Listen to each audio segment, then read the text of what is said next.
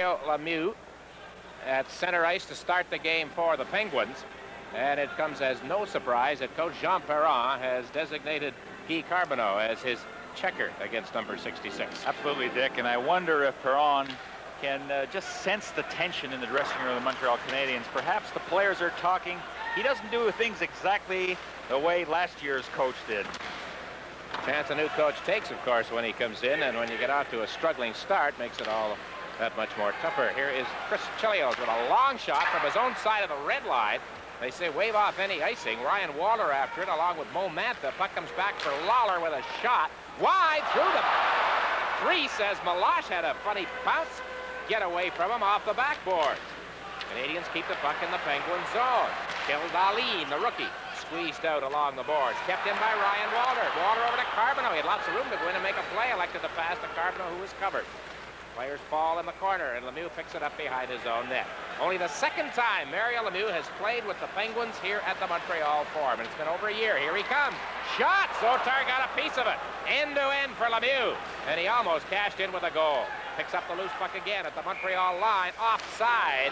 Lemieux carried it in, but Hannon was not out of the zone. Lemieux bumped and then dropped along the boards, and the whistle stopped the play. Now, Lawler was working Lemieux over because on that rush, Lemieux really turned Lawler inside out and got an excellent scoring chance. This is a talented individual. It reminds me a lot of Jean Beliveau, that long stride, good hands. Look at that shot, just missing the far corner. But he's a very difficult player to defend on, so it's understandable why Lawler's a little upset with Lemieux.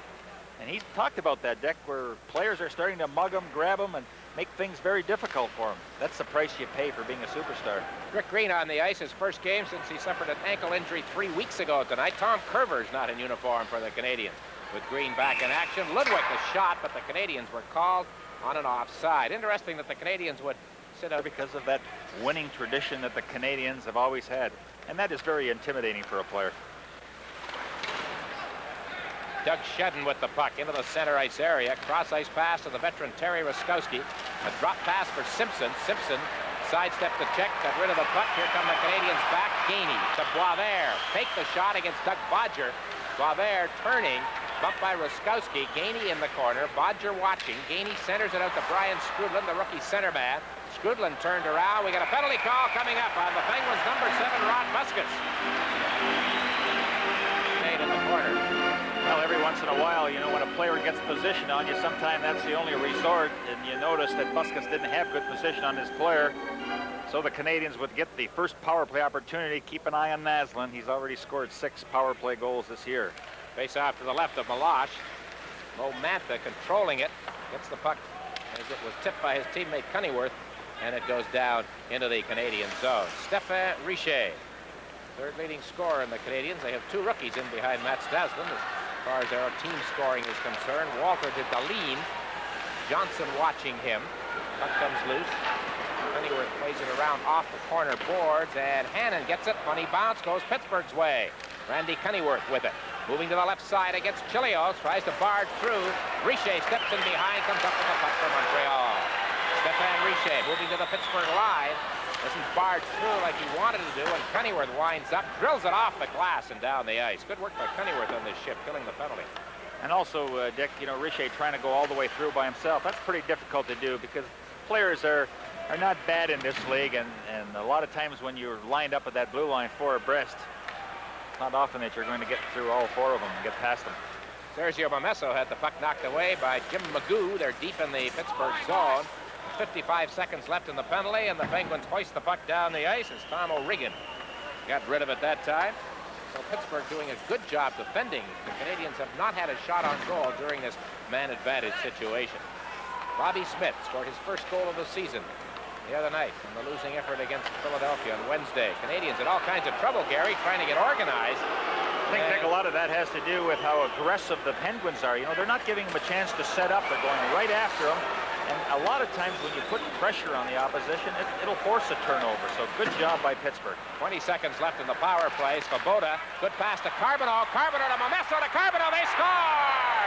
A beautiful passing play. 1-0 Montreal.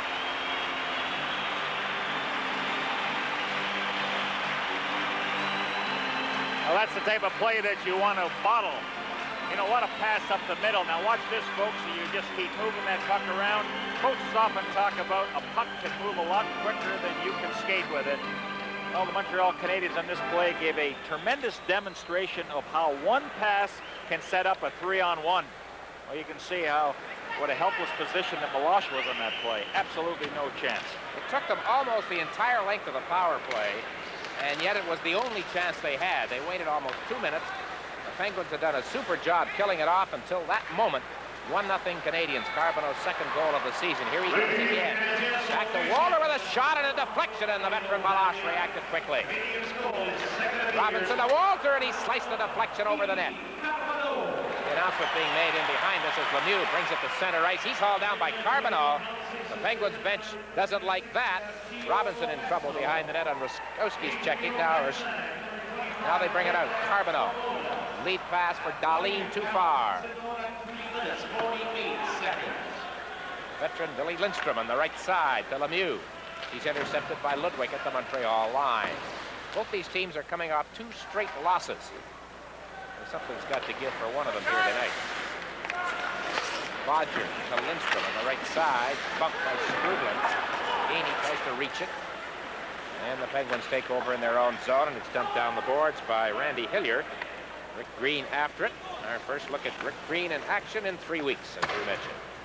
And he just gets rid of it off the board. Jim Johnson to Doug Shedden, and he tips it into the Canadian zone. Carbonneau from Momesso and Svoboda at 3:48. The power play goal for Montreal. There's a pass by Skrubland right onto the stick of the Penguins' Craig Simpson. Now they bring it into the Canadian zone. While they're after it in front of Ruskowski, Shedden gets it back to Johnson. He can shoot. Blocked by Green. The rebound. Ruskowski rolls it through. And Shedden can't get the shot away as Ludwig sprawled and made the defensive save for Montreal. Dick, that all started with Terry Ruskowski taking his man against the boards, and that really set up a couple of excellent scoring chances by the Penguins. But that's the type of player Ruskowski is. He will get involved, and he will do the job that it takes in the checking department. Richer, left side to Rooney. Long shot by Milosh on the short side. Ruskowski. Simpson now turns. Mo Mantha, the ex-Winnipeg Jet, moving into the Canadian zone. Quick wrist shot. Sotar makes the save, and he hangs on. It's one. Canadiens trailing everybody in the Adams division with 8 points. Here's McPhee for the Pittsburgh line. Milosh has had saved the rebound. McPhee tries to center it, deflect wide. Momesso. He and Bullard. Smith comes up with the puck. Milosh knocks it back inside behind the net. Smith is pulled down. Now it's Momesso out to McPhee. He gets a good one on the shot. Blocked by Bodger. Bullard brings it to center ice. Takes the shot against Chilios, who made the defensive play right there. Bullard hangs tough, however. Goes into the corner. Takes the puck away from Chilios. They play it back and forth, and Chilios intercepts. Mike Blaisdell trying to get it back to Bullard. Blaisdell has it now, and he stopped. Smith to McPhee. Cross ice pass. It's Penguin player, and a quick shot by Bullard. Again, Bullard hit the post on the outside that time. Aggressive forechecking here, Gary, by the Penguins. Very impressive shift by Bullard, as he was very persistent in his forechecking, and really that's what it's all about, Dick, is to get on that defenseman as quickly as possible. Let him get in a position where he can see everything in front of him. So good job by Bullard. Lemieux, a pass, Magoo on the right side. Magoo drops it off for Lindstrom with a shot. Oh, hit the post? Yes, it did. Off Sotar and hit the post. Now Johnson, a shot from the line, wide. Lemieux from behind the net, tries to center it. It's jammed by Sotar up against the post. Tonight's game coming to you from the Forum in Montreal. To really throw that puck around. I mean, he can thread the pass through legs and sticks and everything, and right on the guy's stick. And both to the right side as well as the left. Canadiens come out of that scrum with the puck as Dahlin dumps it ahead for Walter. Walter plays it into the Pittsburgh zone. Oh, Mantha. Backhand. Carbonneau there. Centered it. Walter couldn't reach it. Penguins. Mantha again behind his net. Around on the boards. And it's dumped out to center ice for Lemieux, who picks it up and feeds it past Larry Robinson. After it quickly is Svoboda. Svoboda has it get away from him. Magoo. And the pass from Lemieux. Lemieux has it against the boards. Lemieux making moves on Carbonneau. Good play. Look at this. They finally have to double team him. Oh, boy. Carbonneau to Walter off his stick, and Jim Johnson comes up with it. Now it's Lemieux again. Cross-ice pass. Jim Magoo with it at the line. Plays it around behind. Sotar shoots it off the corner. Mantha feeds it back in again. And Svoboda knocks Lemieux down. Oh, boy. Canadiens might be lucky. There's again the Penguins bench upset with the referee. Robinson shoots the puck from outside the Pittsburgh line. After it is Dahlin. He rolls a weak shot to the crease. Milosh with the stick save. Mantha takes a pass from Johnson. Ahead at center ice to Lemieux, runs into Shed. Lemieux heading to the bench on the chain. Keeps going. Shedden with a shot. Saves Sotar short side. And Lemieux now finally gets to the players' bench. Ludwig, a pass ahead for Naslund. He's stopped at center ice. And the Penguins' Ruskowski comes to the Canadiens' line. He's all alone. Into the corner on the right side. Ruskowski out in front to Craig Simpson. His shot doesn't get through, and Richer bats it down the ice. It's rolling, and the Canadiens, I believe, here will be called for icing as Doug Bodger's after, and the whistle stops the play. 1-0. The Canadiens have the lead. Things develop. Foothill City. Canadiens bring the puck out of their zone off the faceoff. Stopped by Bodger at the line. He's intercepted by Green. Green rolls it. Huskus ahead for Ruskowski. Moving to the Canadian zone. Shedden a shot. Went for the far corner and missed. Bodger from the line, and that one deflects wide. Penguins getting some chances. Puck bounces through. Ludwig after it in the Montreal zone. 1-0 Canadiens. 9:25 gone. Opening period. Steve Rooney. Center ice. Craig Simpson checking him. Rooney hanging tough. Rolls it through to Naslund. He's got Richer with him. Naslund being checked by Bodger. Gets it back for Green. Can't get it through. The Penguins come back with Simpson ahead to Ruskowski. Rookie and the veteran combined. Back to Simpson. Oh, there's a high stick there. Stéphane Richer in behind Simpson, and November 3rd all across Canada. Johnson a shot blocked by Carbonneau. Mantha over to Lemieux. They score! Lemieux's shot got through. I don't know if that's the one that went in, Gary, or somebody batted home a rebound. It's tied 1-1. I think it was a rebound, Dick, that was knocked in, but it all started with Lemieux getting control of the puck, and the Pittsburgh Penguins certainly didn't take us very much time in the power play the way the Canadiens did. But it's interesting to see how Lemieux will cock the shot immediately. Once it hits his stick, it's on the net. Look at the Penguins swarming around the net. I still can't tell who picked up that goal. It wasn't Lemieux. It was on a rebound shot. It may have been Shedden. All right. Or Dan Frawley. Frawley? We'll wait for the official announcement. They are checking. In any event, power play goals have been exchanged in this first period as the team's near the halfway point. The time 9:55, and it is Frawley who gets the goal. Frawley, avec l'aide du numéro 66, assisted by number 66, Mario Lemieux. Age numéro 20 and number 20, Mo Mantha. And 9 minutes 55 secondes at 9 minutes 55. As Claude Mouton makes the announcement, Pittsburgh defenseman Joe McDonald draws a penalty for holding on Bob Jr., who spins Bob Gainey to the ice, and Canadiens get back on the power play. I think that was just a lazy penalty. McDonald, he had a chance of taking Gainey and riding him off, but he took the easy way out to grab a hold of him, and now the team has to try and kill off the penalty. Richer at the line. To Dahlin. Dahlin back to Chelios. To Richer at the blue line. Naslund at the side, left wing. Back to the point as the puck was knocked away from him as he tried to feed it to Richer. Canadiens have to regroup. I like the poise that Richer has back on defense. I mean, he doesn't panic when the heat is on, and it makes some excellent plays. As soon as I say that, then it starts to panic. I think of $1 for every time that's happened to me in my broadcasting of hockey games. You say one thing, the guy does the other, I'll tell you. Anyway, the Canadiens get it into the Pittsburgh zone right here. Dahlin tried to check it free in behind. It's shot off the glass, and Chelios keeps it in at the right point. Chelios to Dahlin, and Walter couldn't handle the pass in front of the net.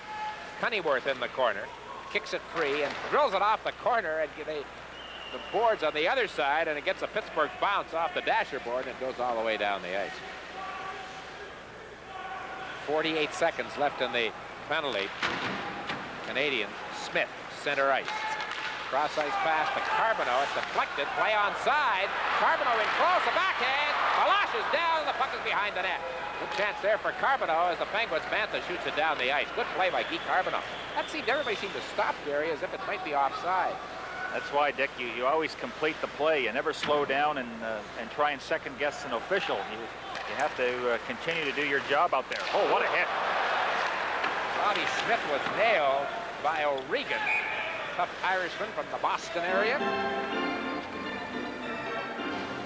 This week's Inside Hockey feature is entitled The Enforcer. Draft choice last year, or 85, past spring. 1-1 the score. On a power play, but they have only 5 seconds time left in it. And there we get, and again, Pennyworth with a good play. And what's this? We get another penalty call. Montreal, this is his first year in the league. They will tend to call it very close to the vest. And I think the players are going to have to realize that. They're not going to get away with much. Piaf for holding at 12-16. Green shoots the puck down the ice. 10 games tonight in the NHL. Only 2 times this year that happened. That's the maximum. Second time will be 2 weeks tonight in Quebec City. Philadelphia Flyers have gone ahead of the Nordiques in the first period, 4-0. There's a 2-line pass called on the Penguins. Talk about lazy penalties. That's a lazy play. We've got a couple of goal scorers in that game in Quebec. Tim Kerr has got one. Well, there is Dan Frawley, scored the goal for the Penguins. 23 years of age, played junior for Cornwall. In 30 games with Chicago last year. Went to Pittsburgh in the waiver draft. Check, actually, Blaisdell and Lindstrom also went in the waiver draft. And talking to the coaching staff of the Penguins, they said they were just better players than what we had at camp. So that's the reason that we try to get them. Hockey player out of U.S. college ranks to Lemieux into the Canadian zone. Lemieux backpedaling into the corner. Everybody kind of just standing there. Now to Shedden, to Johnson. Johnson across for Mantha. Mantha takes a look, tries to feed it to Shedden. Good anticipation by Bob Gainey, intercepted the pass. You know, the Penguins are trying that play again where Mantha moves way over the right side, and then the player on the far left boards is usually open. That's how the Penguins scored their first goal of the game, with a setup going to Lemieux. Into the Canadian zone. McDonald is nailed by Craig Ludwig. Back at the point, does Bodger shoots. Oh, I don't think Sotard saw that and went by him and off the backboard. Lemieux again to McDonald. Across to Bodger. Shedden, bumped by Green. Carbonneau there as well. Bodger keeps it in. Good work by the Penguins here. Look at this by Shedden. Good play. Plays it back on the boards for Bodger. Bodger at the left point. Into Shedden. A backhand to the corner for Lemieux. Works his way to the front. Oh, and it went right by Frawley with the open net right in front of him. Oh, he just couldn't time it. I think Lemieux could have probably taken that himself and stuffed it. But he thought that his teammate, and he was, Frawley, in a better scoring position. 15 seconds left in the power play. Mike Bullard into the corner. 50-goal man 2 years ago. Bullard against Green. Bullard coming out in front. Green's going to get a penalty here. Puts the hook on Bullard, who beat him, knocking him off the puck in the corner. And you always go towards the net. And a lot of times what will happen is to save a goal, you have to haul the guy down, and that's exactly what Rick Green did. For the Penguins now, the important thing is to try to get that face-off. They can get a goal. They get the draw before the first penalty is over. Canadians 2 men short for 8 seconds, but Montreal controls right here. Robinson bumped in behind. Chelios comes up with it, shoots it off the glass. Good bounce for the Canadians. Carbonneau, McPhee's out of the box. It's a 2-on-2 break, but McPhee went to the players' bench. Carbonneau around behind. He's tripped by Melange. Carbonneau still down, slow getting up, and the whistle stops the play as the referee rules Carbonneau is injured seriously enough to bring about a stoppage in play.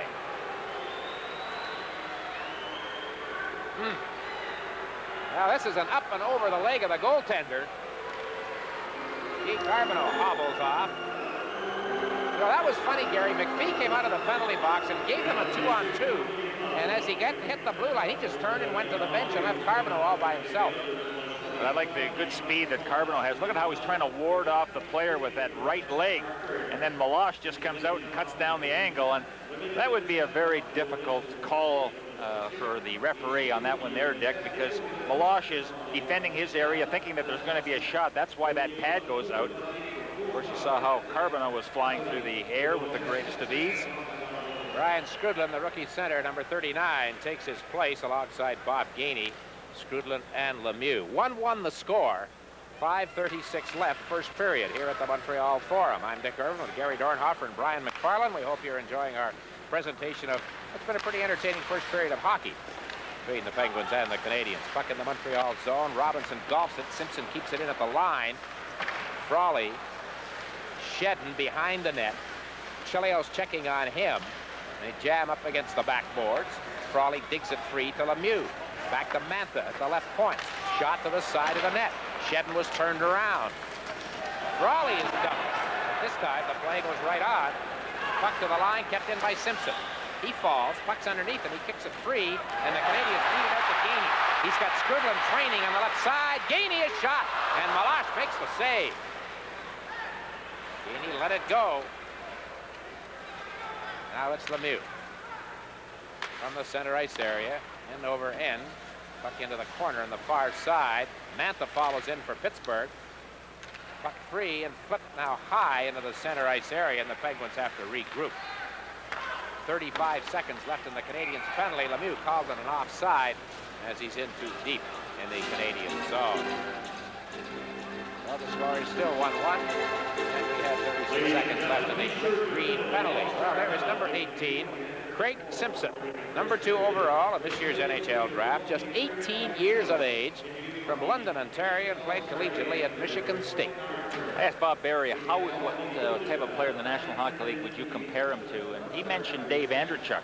He's that type of player, very heady, very good with his hands. And he struggled a little bit in training camp, but he has all the skills to be a pretty good player. It's just going to take a lot of time and a lot of patience. Ryan will be chatting with him during the upcoming first intermission. Bullard and Bobby Smith into the Canadian zone. Blaisdell is there. Whistle stops the play. John Chabot not in uniform tonight for Pittsburgh, nor is Troy Loney. And Billy Siren, a Finnish rookie who started off very well in defense, suffered a broken ankle. Now, Bobby Smith with that one goal, his first the other night in the Philadelphia game, now has a career total of 199. Buskus, right point. To Bullard, he takes a hit from Ludwig. Cunnyworth has it behind the Montreal net. 15 seconds left in the power play, and Buskus fails to keep it in at the blue line. Cross to Doug Bodger, second-year defenseman, and a first-year defenseman for Montreal, Lawler. Mike Lawler picks it up and shoots it to the Pittsburgh line. Green on his feet in the penalty box. Puck is shot around behind the net. Green is out of the box. Canadiens at full strength. Bullard against Ludwig. Bullard comes up with the puck and then is intercepted by McPhee. Into the center ice zone. Pass ahead for Boisvert. He goes to the bench on a change as Doug Bodger. He's just 19 years old, and he's in his second year. What is it? The teenage groups, that's right. And Dick, you know, Bob Barry mentioned that. He said, look, we don't have a talented hockey club. We have youth. It's going to take time for that experience to gel. One thing we need is a complete effort out of every single guy. We can't afford to have 2 or 3 guys not playing up to their capabilities. They're doing it so far tonight. They're having a pretty good game.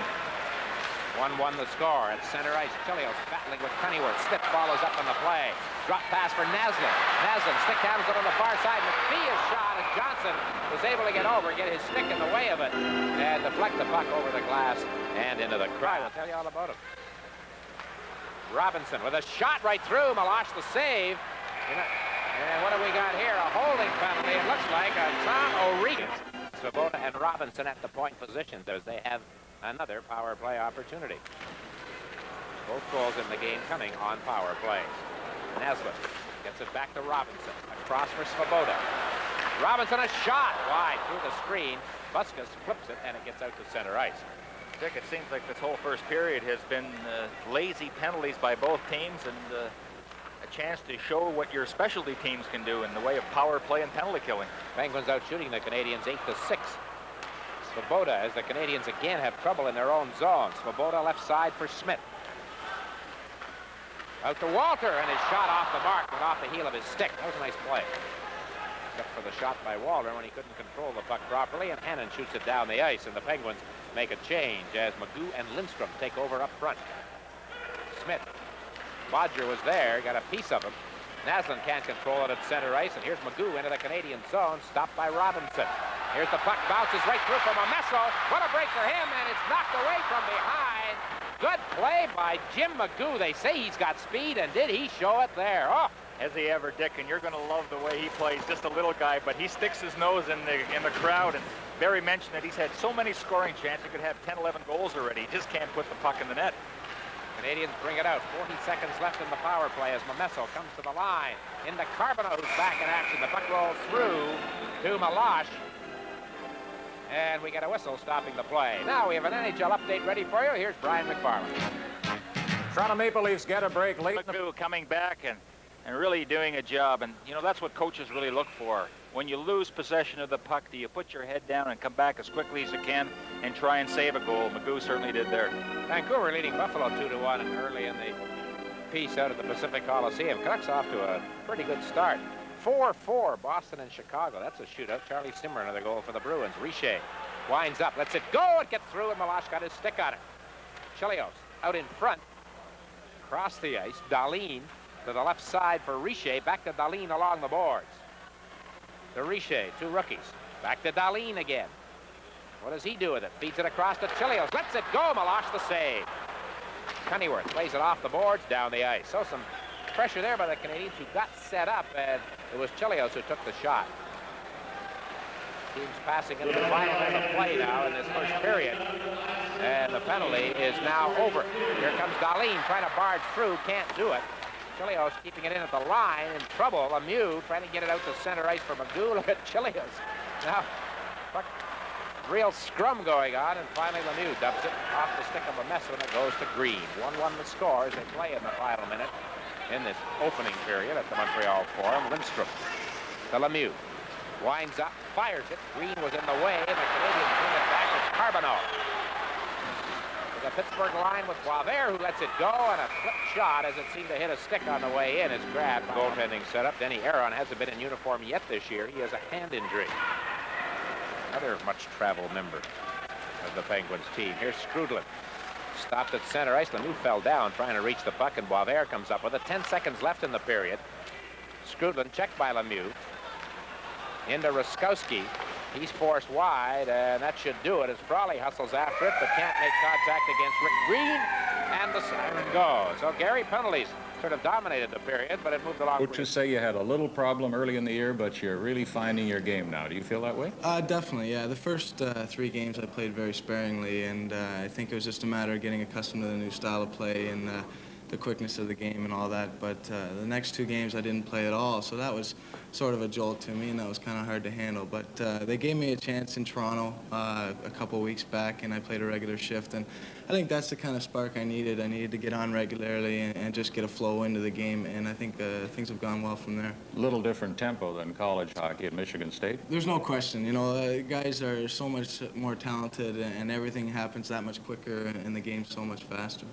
Mario Lemieux, are you surprised at him? You didn't see anybody like him in college hockey, I'll bet. There's no question about that. You know, he's a superb hockey player, and you know, in training camp, you're in a little bit of awe of him, and some of the things he does are just incredible. And it's been a real pleasure to play for him, and he's been a great help to me on and off the ice. Gary was up in the first period talking about who they compared you with, and the name Dave Andreychuk came front and center. Does that please you to be compared with the Buffalo Sabre star? Sure. You know, anytime people are comparing you with people, I think that's a great honor. And, you know, I just have to find myself as a player in the NHL, and it takes some time to establish yourself. And, you know, the first little while, you just have to work at it and just try to make a name for yourself. Quite a thrill playing here at the Forum? Certainly is. It's a great arena, and I've certainly watched a number of games from back in London here. Well, we hope you're back often. We have a feeling that you're going to be around for a long time to come, Craig. Congratulations on being the #2 draft choice overall, and lots of success for the Penguins. Thank you very much. Craig Simpson, our intermission continues in just a moment with the Enforcers.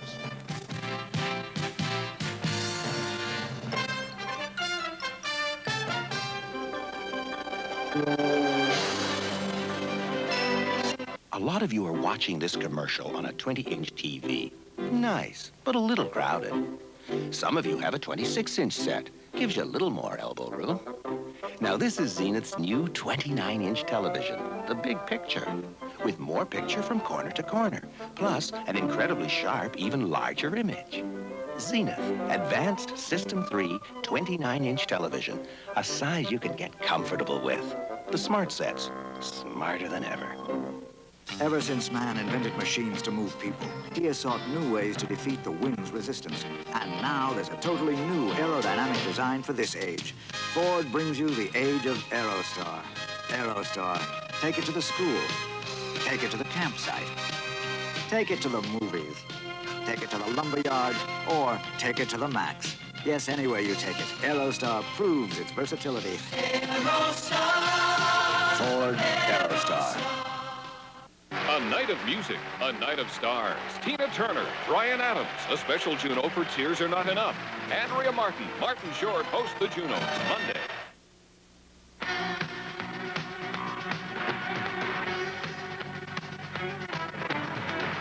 It doesn't take a specific incident, though goodness knows there are enough of them, to start a discussion about fighting in hockey and the role of the enforcer. Ryan McFarland chose that polite term for this week's Inside Hockey title. So let's roll the tape and, more importantly, ring the bell.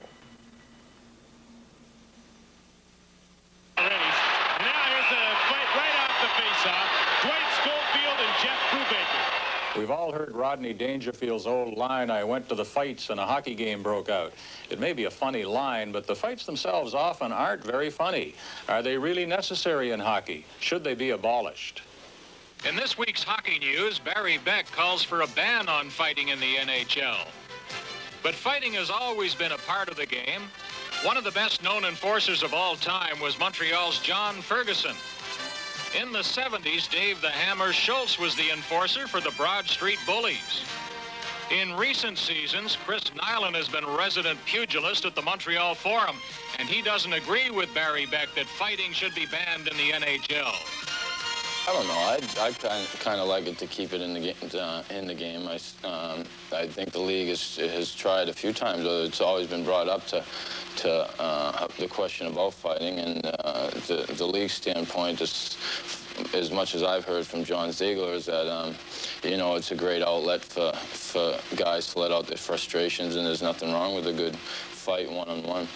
Impossible in a game of hockey to ban it entirely, and I don't really believe that it's done even in those leagues where you get an automatic ejection for a major for fighting. I really don't think that you can totally eliminate it, and I believe that we're on the right track. We have made our penalties more severe for the instigator of fights over the last several years, and we will continue to do that.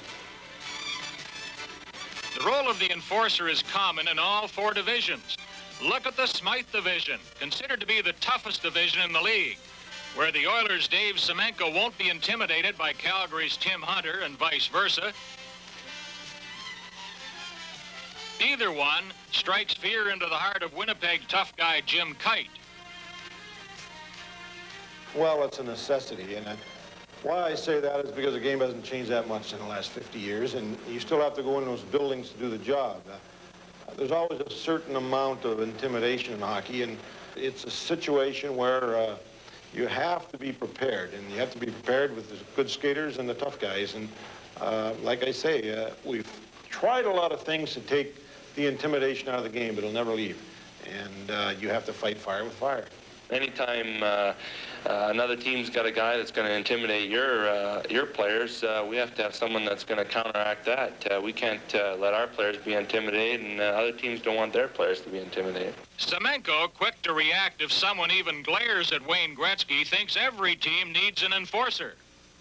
Definitely the teams that don't, they just seem to get picked on even more so. It's quite evident if you ever do play a team that seems that their more aggressive players seem to be out of the lineup. The other teams sort of take advantage of it. So I think you always find that a team will play a little differently depending on who they have in their lineup. Montreal's Chris Nyland, always a prominent enforcer in the bitter war of Quebec, has a code of conduct. He'll drop the gloves against heavyweights anytime, but seldom tries to discipline non-fighters. He stepped out of character recently against Rick Middleton of Boston and now regrets the results.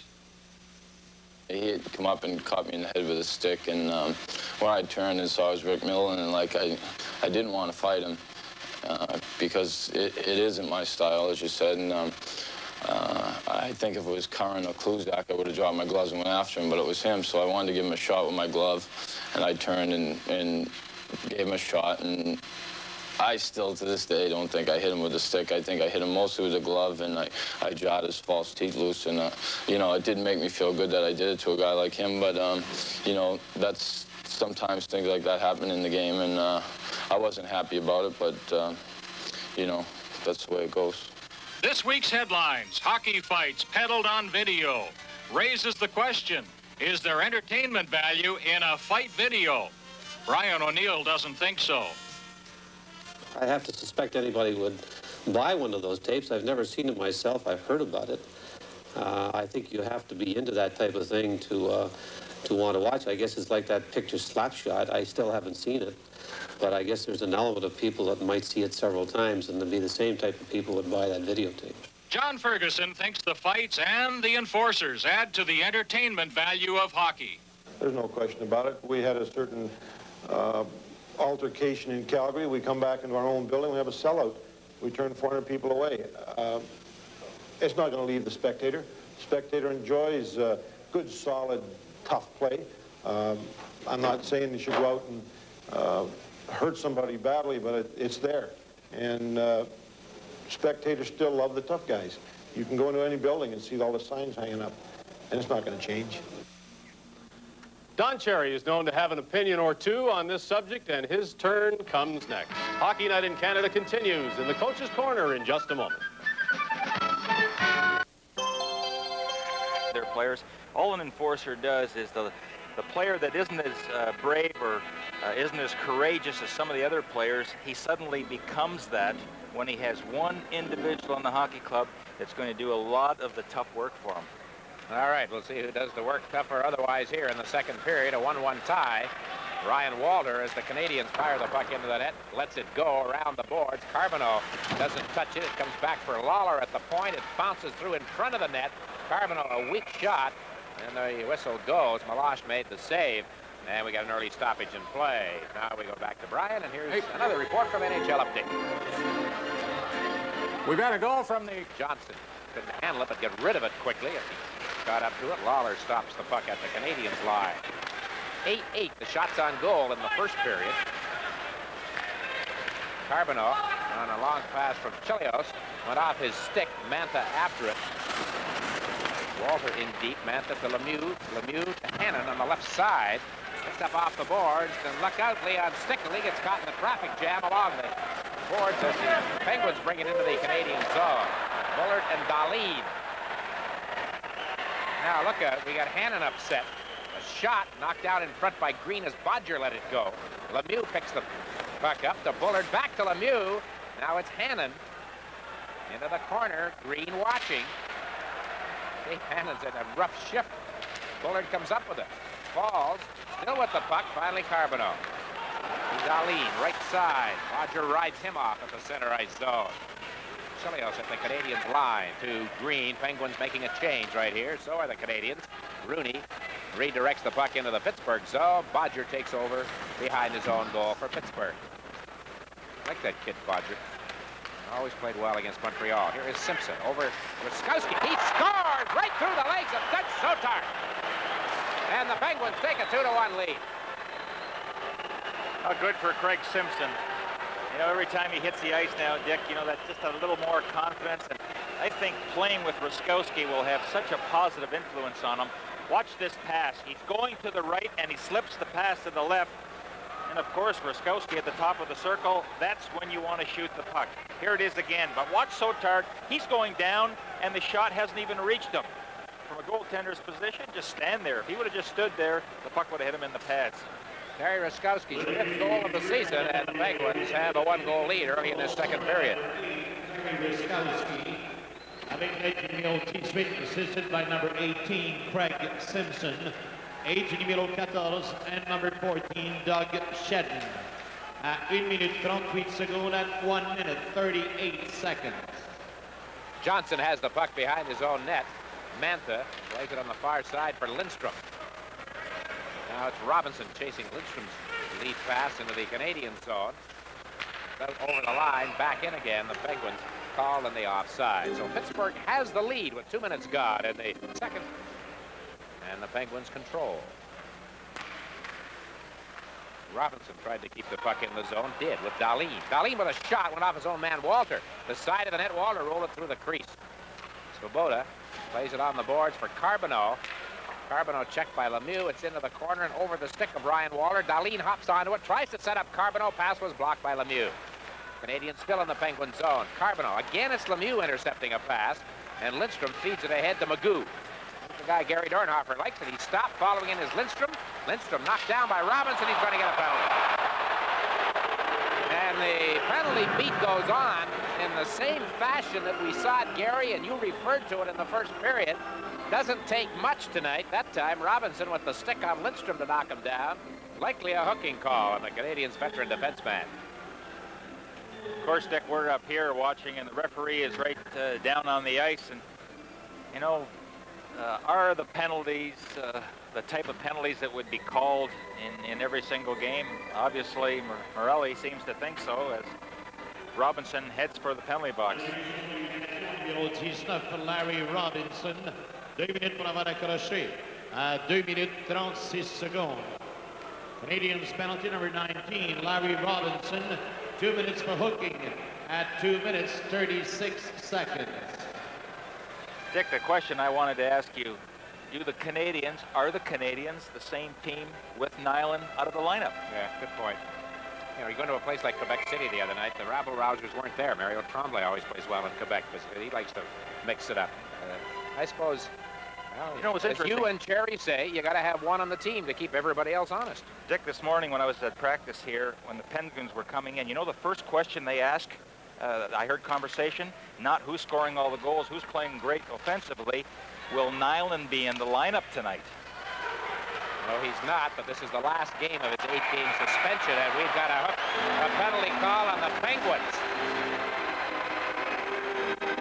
At 2 minutes 46 seconds. Oh, the hook. The hook with the hand. Smith from outside the line fakes the shot on Mantha. Turn.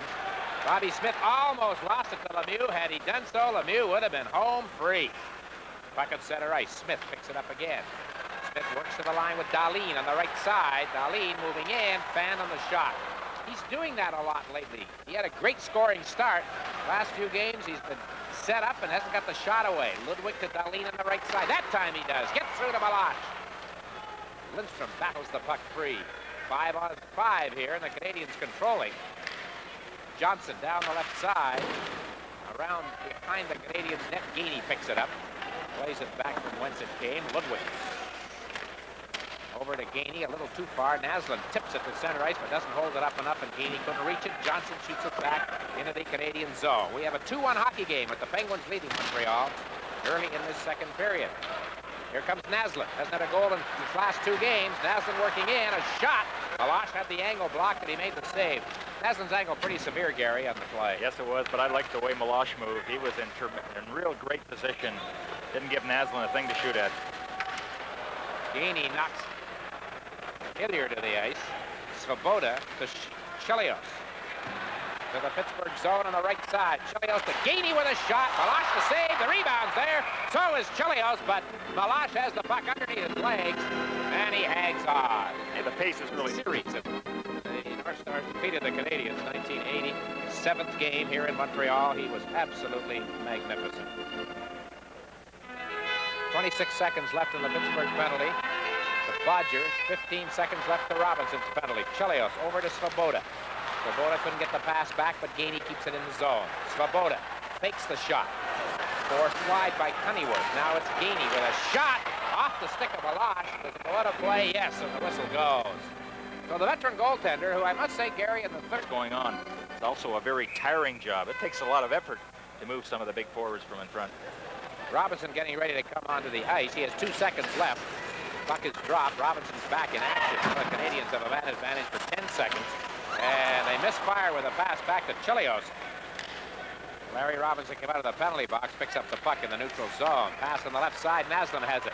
Naslund moving in. Around behind the net. And then a weak pass is picked off by Cunnyworth. Ahead, the Bodger, who's out of the penalty box. Puck is shot behind Trotard, who hands it off to Cunnyworth as the Canadiens had bad communication there between the goaltender and his defense. But the Penguins misfire in a pass. Don't take advantage of it. Now it's Simpson coming up with the puck against Smith checking. He gets rid of it into the Canadian zone. 2-1 Pittsburgh. The go-ahead goal in the second period by the veteran Terry Raskowski. Naslund for Montreal. Chelios. Walter into the zone, leaves it for Naslund, but Shedden is there. Canadiens get a break. Went off the linesman. Chelios a shot wide. Smith picks it up. Smith out in front. Walter tries to center it. It's loose. Johnson takes over for Pittsburgh. A lead pass. Here's Shedden with a shot.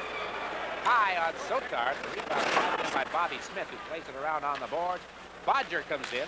He lets it go wide. Chilios behind his own net. Chilios looks like the helmet's been knocked back. Still with it. Now it's off the stick of Rooney at center ice for Rod Buskus. Ruskowski. He has scored in this period.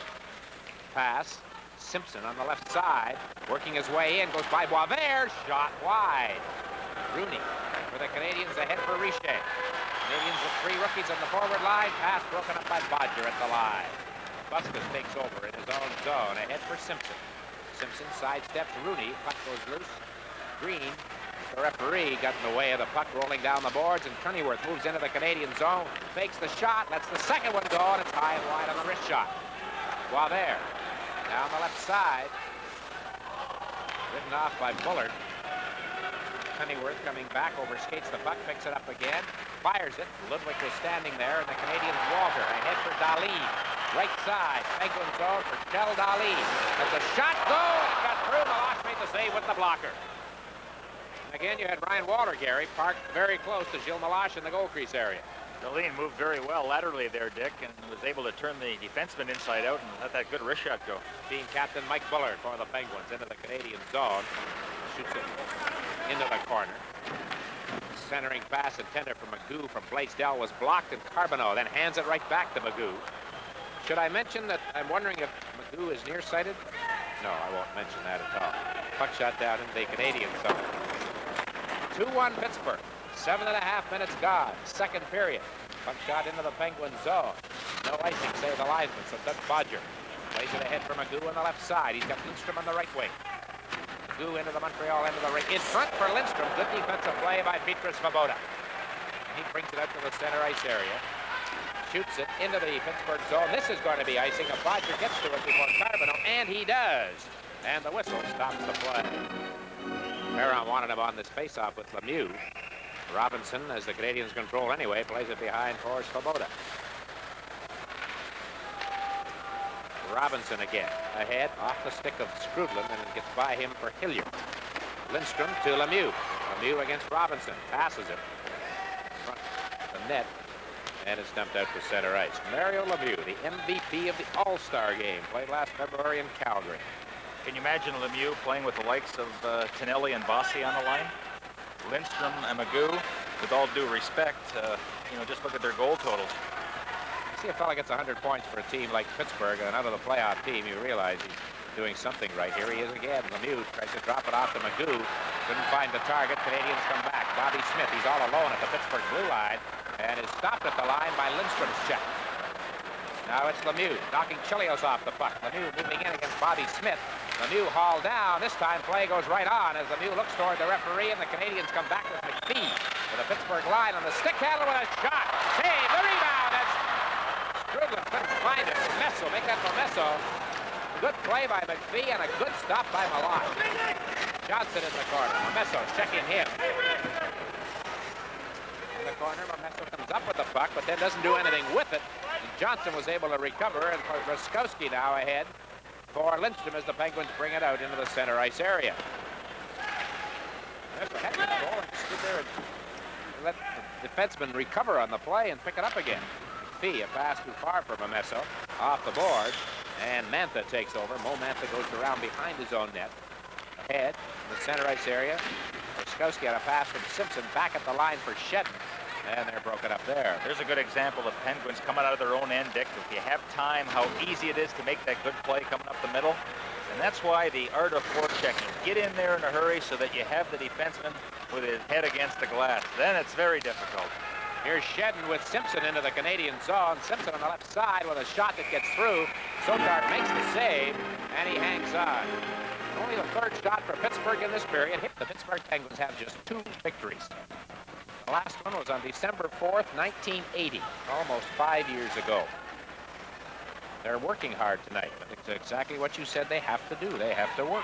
Cunnyworth, left side. Runs into a check from Craig Ludwig. Green against Blaisdell. Green is bumped. Now it's Ludwig. Rooney picks up the puck. 9.5 minutes left, second period. Richer to the Penguin zone. Drops it for Rooney with a shot. Right on. Meloche had the rebound. Bounced high, but he grabbed it. And the Penguins dump it out to center ice. Dick, what's impressing me about Pittsburgh is when they lose possession of the puck, they have players that are looking around and picking up the loose men. So the worst that can happen is a 3-on-3 situation coming their own end. Blaisdell right there picked up a pass at center ice. Out in front for Cunnyworth.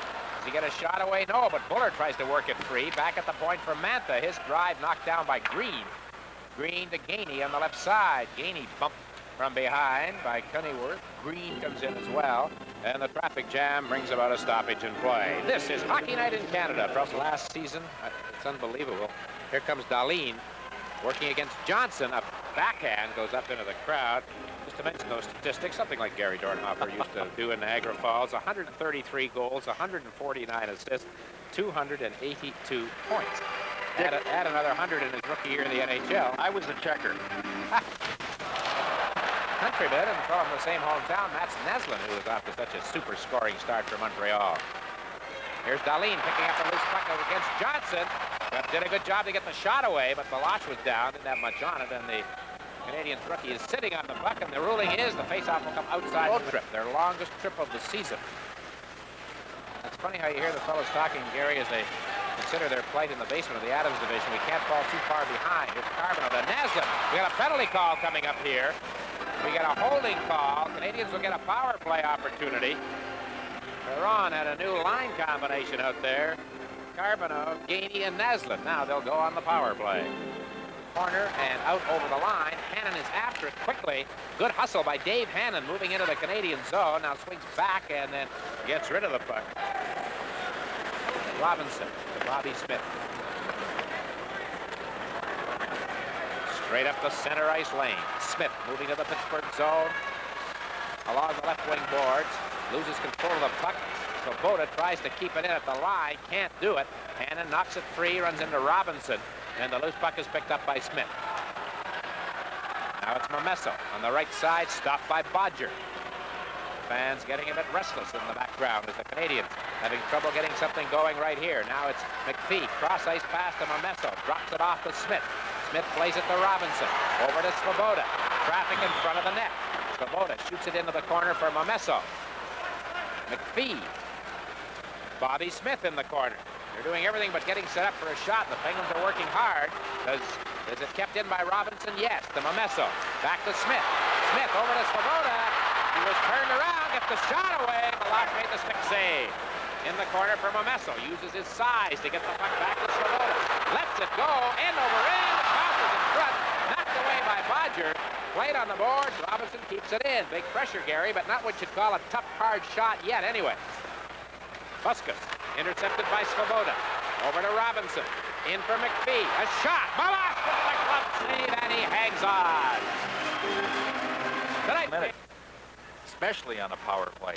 Here's Lawler. Across for Chelios. In front, the Carbonneau tried to redirect it and did not make contact. Lemieux bats the puck with his hand.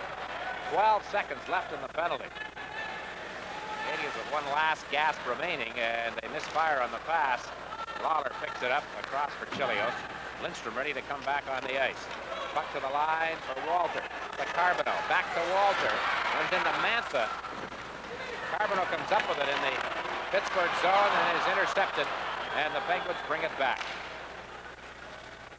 Lindstrom on the right side. Behind the net. Lindstrom still with the puck. Johnson a shot. Sotar with the pad save. Well, he can let him go, that kid. Carbonneau dumps it out to center ice. 5:45 left in the period. Penguins continue to lead. It's 2-1.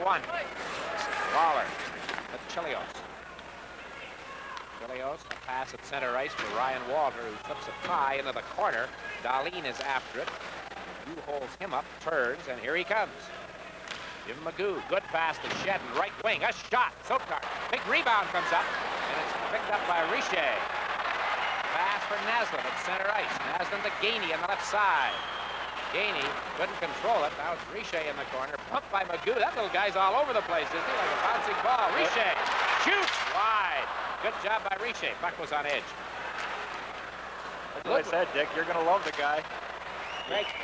You just have to appreciate his enthusiasm and the way he keeps it. Canadian Broadcasting Corporation is strictly prohibited. Well, there is Mats Naslund, leading the Canadiens with 10 goals, 5 assists. Shows you what kind of a season the Canadiens have been having, though, Gary. 10 goals, 5 assists, 15 points in 10 games. Their leading scorer, he's -2, plus-minus. It's the poorest defensive start the Canadiens have had in many seasons. Well, Dick, when you only have 2 teams ahead of you in the goals against, that being Detroit and Los Angeles, you begin to wonder what's going on. But how about Perron? Is he strictly an offensive coach? Does he concentrate more on the offense? Because Lemaire, his game was defense, and I still believe that's where a lot of games are won, in what you do in your own end. Well, I think you're right. I think that he was going to try to chase that. Now, look at that. There's a check, and Naslund's been hurt. Oh, he is down. I believe he's got a... Hockey Night in Canada returns in just a moment. Next! Mr. Marsh! How are you? Nick Benno, the talking dog. Benno, what's the one thing Molson Golden ain't? Rough. Rough! You hear that? He said rough. Molson Golden, it sure ain't rough. Rough! You hear? The dog said rough. I didn't say it. The dog said nuts! Oh, you're so hot! Molson Golden, it sure ain't rough. Maybe you should have said smooth. Next time. Mario Tremblay standing in the corridor behind the Canadiens. Ever since man invented machines to move people, he has sought new ways to defeat the wind's resistance. And now there's a totally new aerodynamic design for this age. Ford brings you the age of Aerostar. Aerostar is the most aerodynamic shape in its field. It uses the airflow to improve handling. And inside, there's ample space for up to 7 people. Ford welcomes you to the age of Aerostar. Aerostar! Ford Aerostar.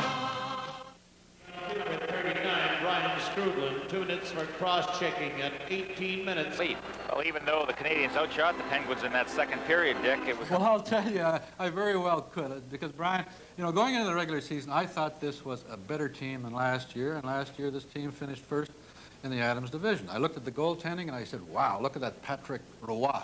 He's dazzling, and he was. You say it better than any of us. He was during the during the regular season. I mean, during the exhibition season. The regular season started. Suddenly, he is just like that. Why? I look at the defense. Why? I suppose the other teams got serious. Yeah.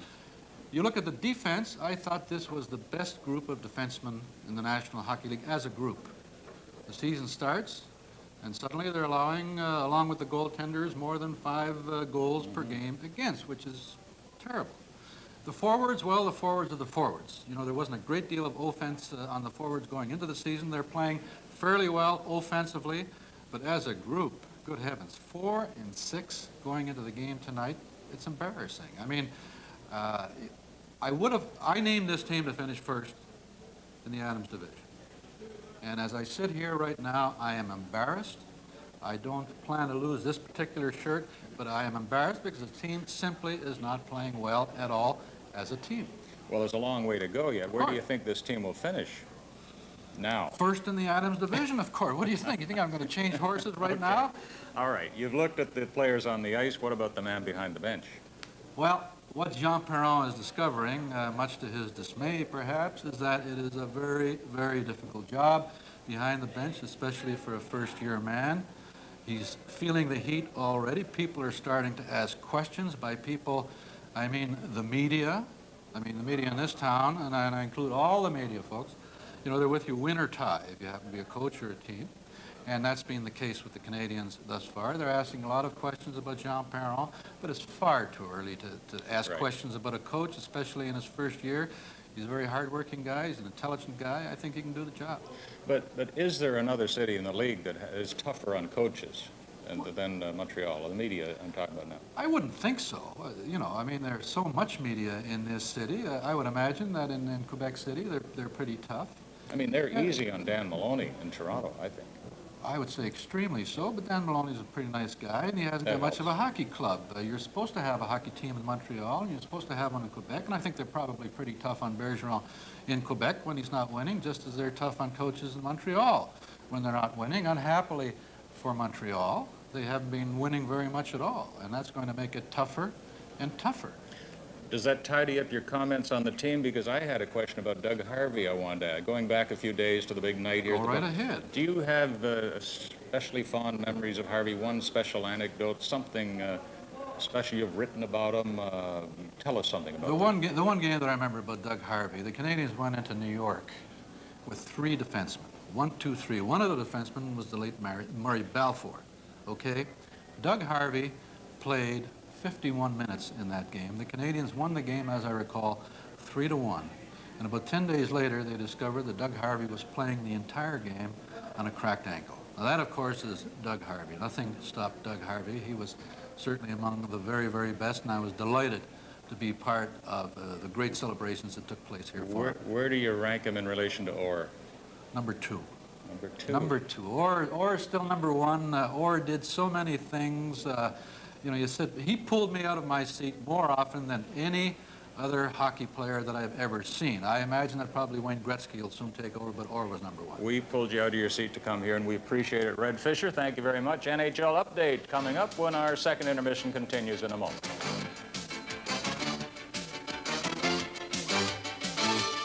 The second, and Sandlak was carried off the ice on a stretcher in that game. Now we go to the booth. Okay, Brian, and as we do, the third period is underway. 2-1, the Penguins have the lead. Mantha to Lemieux. Moving in, a chance for Magoo. The pass comes out through the crease of Craig Ludwig. Knocked it away with Sotart out of position. Ooh, Gary, right off the bat, the Penguins come very close. There's another example of chances that Magoo gets continually, 2 or 3 a game, but he just can't find the mark and put it past the goal crease. Lindstrom feeds it in front of the net, knocked out of the air with a high stick by Lemieux. It's waved off as the Canadiens play it. Skrudlin. He has trouble getting underway outside his own line. Now to Gainey on the right side. Gainey fights off Johnson with a shot high and wide, short side. Lemieux to center ice. Moving to the Canadiens line. Lemieux on the stick handle. Good defensive play by Chelios. Carbonneau comes back on the right wing. Carbonneau sidesteps Bodger. Skrudlin drops it off. Chelios misses the net. Lawler on the left side. Shoots it behind the net. Carbonneau tied up by Buskus. To the side for Skrudlin. Behind the net for Ryan Walter. Walter leaves it behind the net for Carbonneau. The Skrudlin in front. Knocked away. Magoo has it. Ahead and away from Lindstrom. Puck off the boards. And the Penguins make a change. Canadiens with some shooting chances, Gary, but the shots were off the mark. Here's Richer. Left side. Centering it out. Bodger takes over for Pittsburgh and plays it out to center ice. Mike Lawler to Chris Chelios. He puts it into the Penguin zone. Richer turns it over to Naslund. He's got Waller in front. Naslund still with the puck. Naslund in front, and Malash had to go off his stick in front now again for Waller. Can't get the shot through. Naslund with a chance. Fakes the shot. Out in front to Waller off the heel of his stick. Chelios centers it. Chelios again. They jam it through the crease. Great chances for the Canadiens, but they can't put the puck in the net. The Penguins bring it out to center ice. And Dick, you know that's going to happen. The Canadiens are going to come out charging in that third period, and that's exactly what happened. And Pittsburgh just wasn't ready for them, and it took some scrambly play and good goaltending by Malash to prevent Canadiens from tying this game up. Shedden at center ice for the Penguins to the line. Bullard checked by Naslund on the play. Naslund on the right side to Svoboda. Pass slightly off the mark. Svoboda chases after it. Has it now in the Pittsburgh zone. Clips it through. Knocked down by Mantha. Bullard and Shedden collide, but it's Shedden with the puck. Passing it behind Cunnyworth. Comes now to Robinson. Loose puck for Bullard with a shot. He scores! Mike Bullard! As the Canadiens gave it up in their own zone, and it's 3-1 for the Penguins. Well, Dick, that's one of the reasons that you get goals scored against you. You know, the bad play, the giveaway, as we call it in hockey, in your own end. And the Penguins happen to be opportunistic here as they grab that pass by Robinson up the middle. And Bullard just unloads it as soon as he gets a hold of it. Now, Sotart is in excellent position. He's got the angle covered. Somehow slips through the pads. Big break for Pittsburgh. Boy, the Canadiens came so close. Gary, that just reminds me of a phrase that you hear around the Canadiens. We'll get to it in just a minute. Twins goal scored unassisted by number 22, Mike Bullard, at 2 minutes 40 at 2 minutes and 40 seconds. Play in the Canadian zone again. Bullard wrestled around by Sergio Momesso. Larry Robinson ahead for Momesso, who brings it to center ice for Montreal. Working against Johnson. Mantha comes up with the puck. Good pass to Lemieux. To the Canadian zone. Lemieux against Robinson. What a goal! He scores! play by Mario Lemieux. Is that worth the price of admission? We've been waiting all night for him to pull a stunt like that. Look at Perron. He can't believe it. That's why Lemieux is such a talented hockey player. I mean, does he do a number on Robinson? And then the presence of mind to be cool and pick his spot. Once he beats Robinson on the play, look at that heads up. He never looks back down at the puck. He has a corner picked and right inside the goal post. You know, Gary, he didn't exactly come in on a raw rookie defenseman in that situation either. Right. Mario Lemieux, what a great play. His 9th goal of the season. His 2nd point here tonight. Numéro 66, Penguins goal scored by number 66, Mario Lemieux. Avec l'aide du numéro 20, assisted by number 20, Mo Manta. At 1 minute 16 secondes, at 3 minutes 16 seconds. Let's not forget Mo Manta's pass on that play. On the money from his own zone right to the center ice area for Lemieux to send him in one-on-one on Robinson. And Dick, the fans were actually giving Lemieux a hand there. You know, he's from this area. He had that marvelous junior career playing for Laval. And because of the setup in the NHL, this is only his 2nd game as a pro in this building. And it's his first in over a year. So they haven't seen him play. Magoo down the right side. Magoo to Lemieux. Lemieux passes it in front. Lindstrom wasn't there. Lindstrom plays it behind the net. Lemieux in the corner. Centering pass off the heel of his stick. Carbonneau comes up with it, and Lemieux gets knocked down after an exchange with Craig Ludwig. Has he been cut? We'll see. That one happened as the puck was moved up into the center ice area by Carbonneau. Suddenly there was a thud deep in the zone, and there was Lemieux down on his stomach and Ludwig standing over him. I think he needed a rest. He was tired. He's been out there a long time, I'll tell you that. So, 4-1 Penguins from the Forum. This is Hockey Night in ice. And as the saying goes, Craig Ludwig finished the check. All right, the Canadiens are down by 3. Naslund. One-hander. Gainey along the boards, left side. Gainey out to Naslund, back to Gainey. Gainey to Naslund with a shot. See what happens when you get over anxious? You don't shoot it. There it is at the side of the net, and they score! Bob Gainey! That was a strange one. I saw more of the puck off the heel of the stick more in that sequence.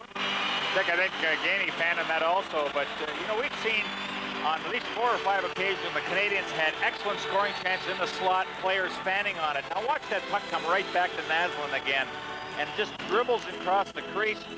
Meloche tried to deflect the puck. Look at that, trying to move the puck, and it seemed he had the stick up too high and couldn't corral it. Well, Gainey was right there and slipped it home. Strange play, but Montreal will take it. 3 goals in the first 40 minutes. We've had 3 in a little less than 2 minutes to start this first period. Canadiens goal scored by number 23, Bob Gainey. Avec l'aide du numéro 26, assisted by number 26, Mats Naslund. Aide du numéro 44 and number 44, Stéphane Richer. At 4 minutes 34 secondes at 4 minutes 34 seconds. Play in the Pittsburgh zone again. Naslund trying to work free. Does. Chelios a blast. It's wide. Robinson, he lets it go. Off the stick of Meloche. It bounces high behind the net. And the Penguin, Tuck Bodger, doesn't clear the zone. Chelios keeps it in to Naslund. To Gainey. Shot off the stick and high, and Gainey takes a terrific hit. Puck comes through.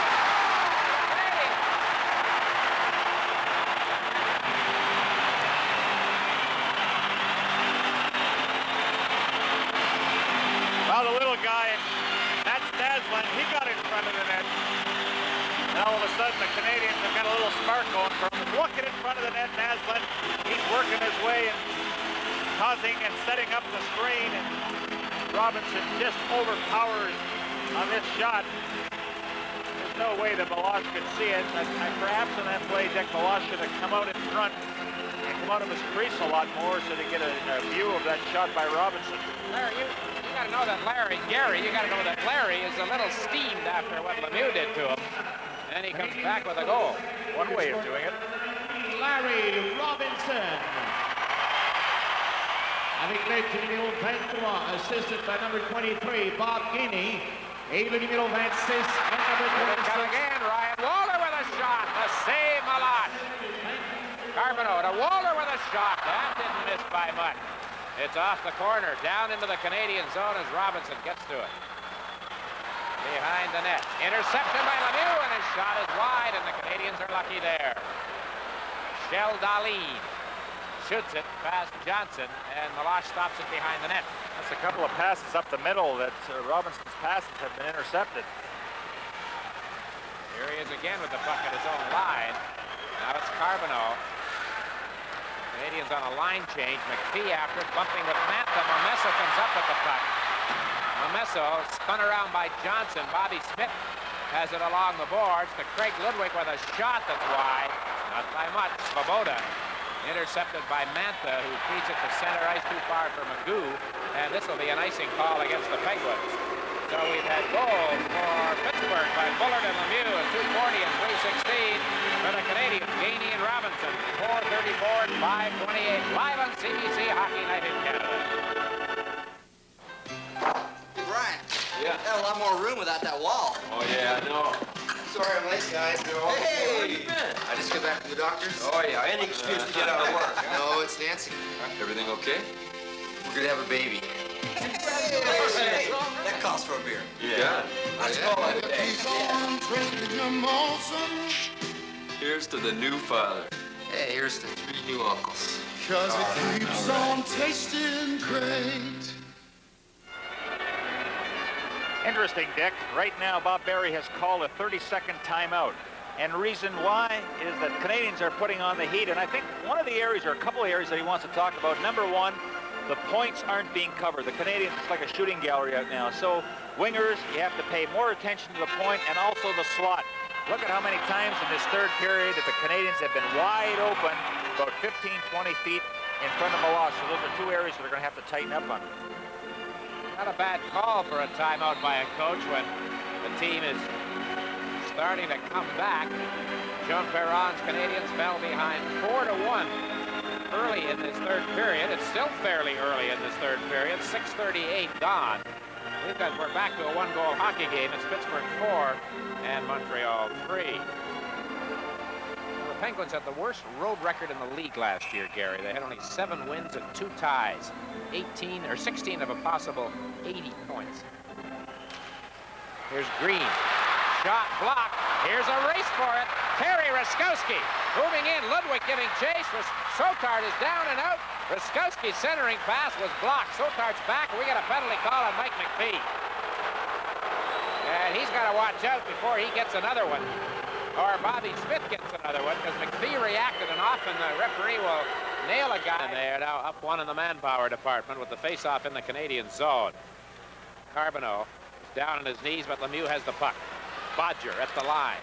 Off a stick as Gainey got in the way of that pass over to McDonald. And they are McDonnell, I guess it is. Dick, there's nothing worse than playing when you're not feeling that well. And Ruskowski, he's probably only operating on 1 cylinder tonight. Had Lemieux been the player, you would have watched the guy with breakaway speed, but that wasn't the case. Play held up as they clean the ice in front of the Canadiens' goal crease area. Terry Ruskowski played in Chicago, Los Angeles, was the captain of the Kings, Pittsburgh, and he started his pro career actually with the WHA. He's a character player in the dressing room, something similar to a Mario Tremblay. His influence in the dressing room is so very important. Gainey after the puck deep in the Canadian zone, comes up with it, shoots it down the ice. Well, we had a good first period, a so-so second period, and they have picked things up here in the third with the flurry of goals. Fans have come to life for the first time all night in this third period. Bodger knocking down a clearing shot by the Canadiens. Frawley, who got the first goal of the game for Pittsburgh, runs into traffic, and the puck comes free for Bodger at the Penguins line. Keep an eye on Lemieux, too. Very seldom is he ever standing still, always in motion. That way, when he gets the puck, he's got a good burst of speed, and he's ready to accelerate into a higher rate of speed. Lemieux has the puck in the Canadian zone right here. Plays it back at the line. A shot comes in from Mel, and it's blocked, and it's cleared out over the line. The game that Lemieux played here last season was only his second in the NHL. First Saturday night of the year. Here's Lemieux picking up a loose puck, moving in. A backhand pass intended for Bullard, knocked away by Carbonneau. Johnson plays it behind the net. There's Lemieux. Out in front, shot. Sotart to save. I don't think he saw it, but it hit him. Green's down on all fours as he lost his stick, but Gainey gets to the puck and dumps it out. 33 seconds left in the penalty tie. 4-3, Pittsburgh leading. We're in the third period. Blaisdell to Bullard, moving into the Canadian zone. Puck is free. Gainey shoots it down. You know, the Canadiens like to make the switch, Gary, and the penalty killers. They couldn't get them off the ice through that whole stretch. Now they've made a change. Manta shooting it off the glass deep in the Canadian zone. 10 seconds left in the penalty. And the Penguins don't make contact, and it's Strudlin to head to Smith. Puts it into the Penguins end of the rink. Meloche plays it ahead. Penalty's over. McPhee's out of the box, and here's Mike Bullard. Winds up, lets one go.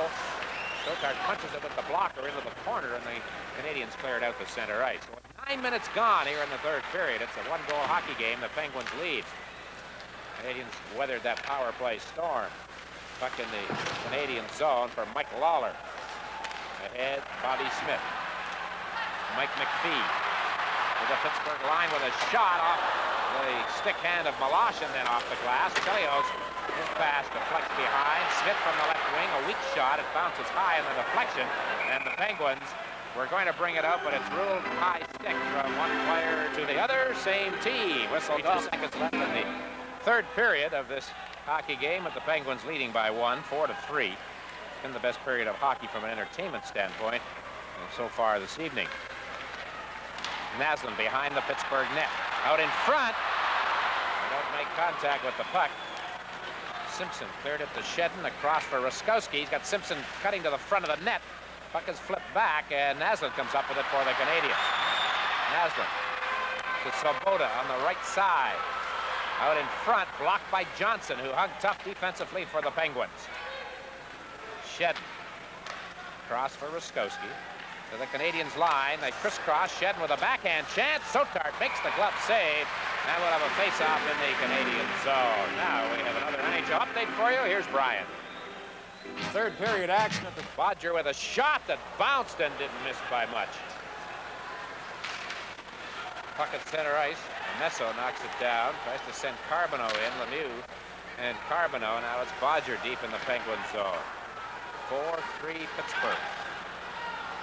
Lemieux to the Canadiens line with Magoo, and he has to go off his stick because it was on the bounce and it was over the glass and into the crowd.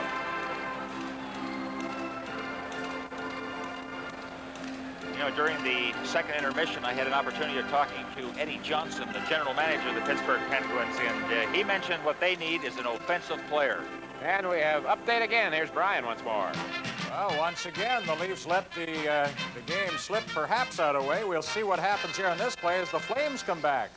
There's some traffic in front of Bernhardt, and the puck is redirected by Poplinski from McDonald, and the Flames lead once again by 1 goal, 3-2 Flames.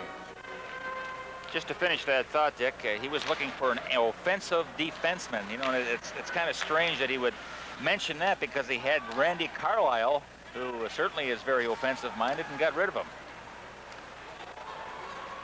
Craig Ludwig to Sergio Momesso. The Canadiens moving to the Pittsburgh zone. Carbonneau following in front. Dahlin is there, and the puck got by him and rolled by the open corner. Now it's Craig Ludwig. He lets it go right on. Meloche grabs it, hangs on to it under his right arm. A record of 8 wins, 2 losses, and a tie in 11 games. Charlie Simmer with 13 goals already. Puck to the line. Lawler couldn't keep it in at the Pittsburgh blue line.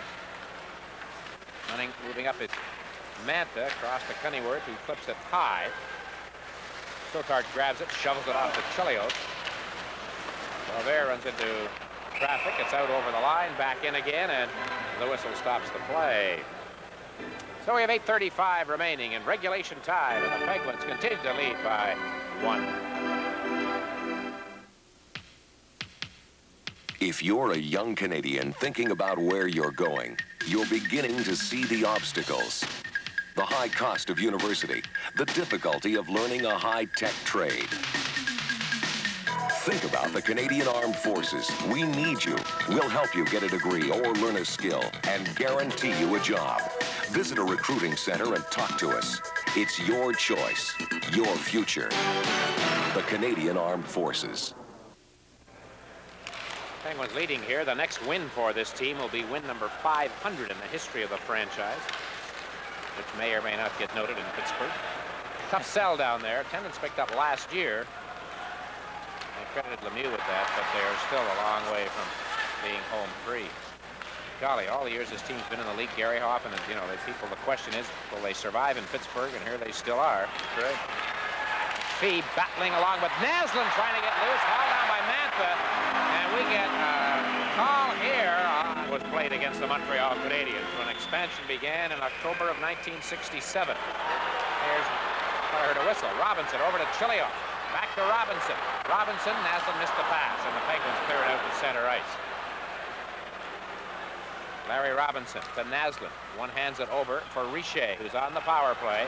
Richer trying to step around Cunnyworth, can't do it, but Chilios with the puck, and then he's checked, and it's down into the Canadian zone. Robinson has to hustle to get back. Cunnyworth is there. Good job by the Penguins penalty killer. He lost his stick in the process, heads to the bench. Ryan Walter to Naslin. Chases the puck at center ice, comes up with it at the Pittsburgh line. Is stopped, called down, and the puck is flipped down the ice. Goo Robinson. You know, Gary, when you get a game where the referee is calling a fair number of minor penalties, here's a chance on an interception. Now, I get back to Chilios. You see things that aren't called, and you say, gee, that's worse than what was just called. That's right. Chilios. He and Bodger in the corner. Puck back for Richer. Magoo's broken his stick. Richer and close. Scores! It's tied!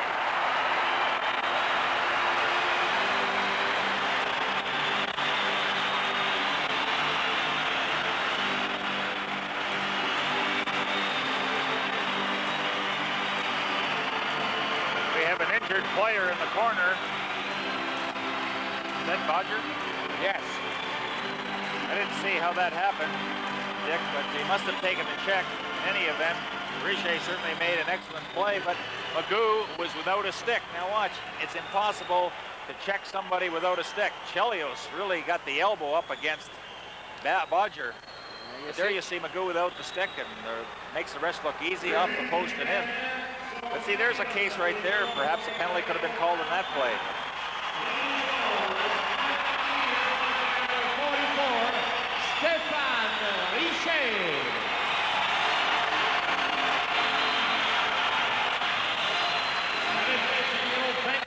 Assisted by number 24, Chris Chelios. At 13 minutes, 1 seconde at 13 minutes, 1 second. See, what happened there, too, as you pointed out, Magoo was without a stick, and Bodger was hurt. So, in effect, they were playing down by 3, right? 5th goal for a rookie, Stéphane Richer, and the Canadiens have put an alarm clock into use here at the Forum for the crowd. They've come from behind 4-1 early in this period, and it's now tied. It's 4-4. Here's Dahlin trying to get set for a shot. Dahlin is knocked down. Puck out over the line. Green beats Shedden to it. Two-line pass call against the Penguins, and it's offside. So the goal by Stéphane Richer has come on the play involving Chris Chelios, so he's being attended to. Meanwhile, back on the ice, the teams are in a tie. 5 goals this third period after they played through the first 2 periods with just 3. Mantha from center ice shoots it into the Canadian zone. Sotart behind the net, plays it off the glass, knocked down by Mamesso. Now Green ahead. Mamesso is checked. Picking it up is Smith. Moving to the Pittsburgh zone. Mamesso following in on the play. Into Smith, it's over his stick in the corner. Dahlin has it. In the Pittsburgh zone, ridden out by Mantha. Ruskowski. He's got Shedden with him at the Canadiens line. Terry Ruskowski flips it behind the net. Shedden picks it up, overskates it behind the net, and it's Smith. Ahead for Dahlin at center ice with Mamesso to the Pittsburgh line. Dahlin a shot blocked by Buskus. Ruskowski fans on a clearing play. Now it's Smith. Back to Chelios. He winds up, shoots, they score! Off the skate of Dahlin. The goal will count, I'm sure. The Penguins are arguing that it was directed into the net with the skate. No, it's not going to count. And they're going to win the argument. See, the referee pointed to the net. Then John D'Amico came over and said something. I think that's the scenario. And the referee here tonight, I don't think he's ever worked a game in Montreal before, Dan Murrielli. There it is. Dick, let's see if this play here, the replay, will show it. As Chelios, now keep an eye on the left of your screen. Oh, I believe that was a correct call, seeing it for the second time. And so John D'Amico was in an excellent position to see that, and there's no question on the replay that he used the skate to direct it in the net to the displeasure of the fans as we're getting debris on the ice. We are going to have quite a hold-up in this hockey game. I will tell you what, takes an elbow. Chris Chelios up in the area of the eyebrow, obviously, or the eye. That's why he was cut. The play went on, beating the Whalers right in Hartford, 8-1. A bit of a surprise to me. That's the first loss on home ice, I believe, this year for Hartford. Canadiens play their next outing next Tuesday night, start of their 5-game road trip. All right, back to the present. It's a 4-4 tie at the Forum. Gainey with the puck at center ice against Manta. Centers it back off the mark, and it's dumped ahead. Here comes Magoo. He can fly down the right side, knocked away by Chelios. Magoo centers it. Boy, he can really move. Lawler intercepted that. Now he's intercepted by Willie Lindstrom. Puck comes free. Naslin, a pass for Gainey.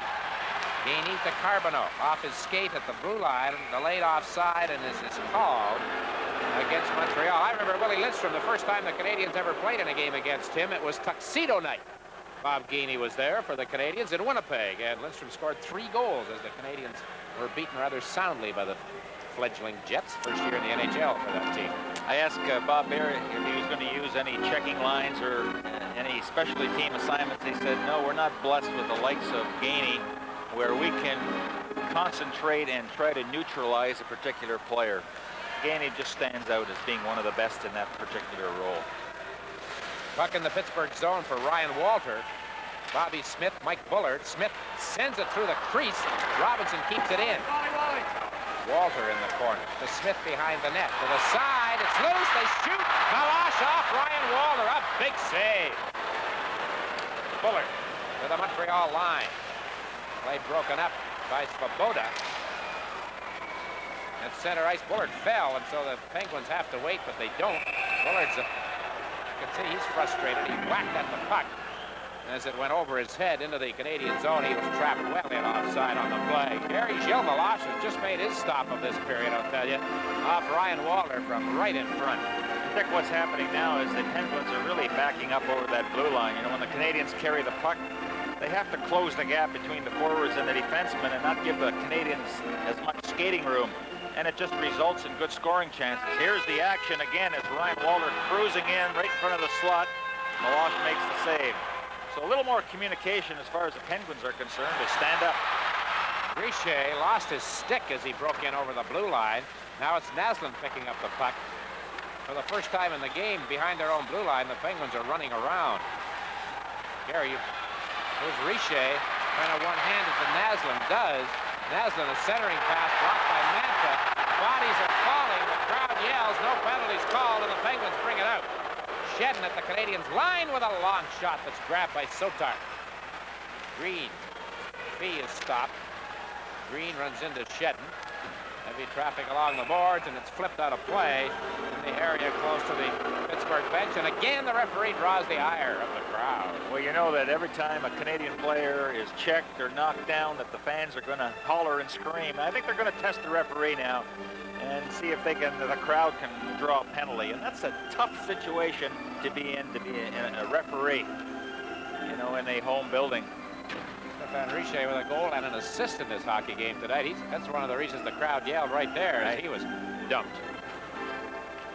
So we have Lemieux at center ice with Magoo and Frawley up front. Dick, when I played, I wasn't always respectful to the officials, but I have a respect for them now. I'd hate to have that job.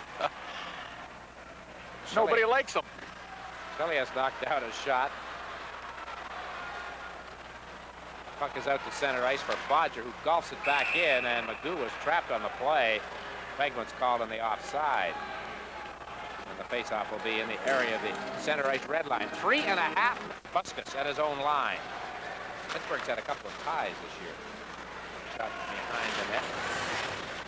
Dahlin dumps it out.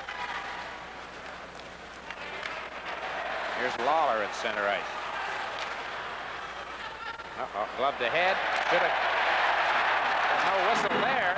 Oh, that's a strange one. Here comes Carbonneau. Carbonneau with Gainey. Stopped at the line. Following in is Dahlin with a shot. Carbonneau's there. Puck comes back for Chelios. He drills it wide with Meloche down on the ice. Bodger gets rid of it out over the blue line, and the Canadiens came very close right there. Lawler with less than 3 minutes to play. Ahead for Carbonneau. Working his way in, drops it off. Dahlin, a shot. The save, Meloche. The rebound, batted away by Lemieux.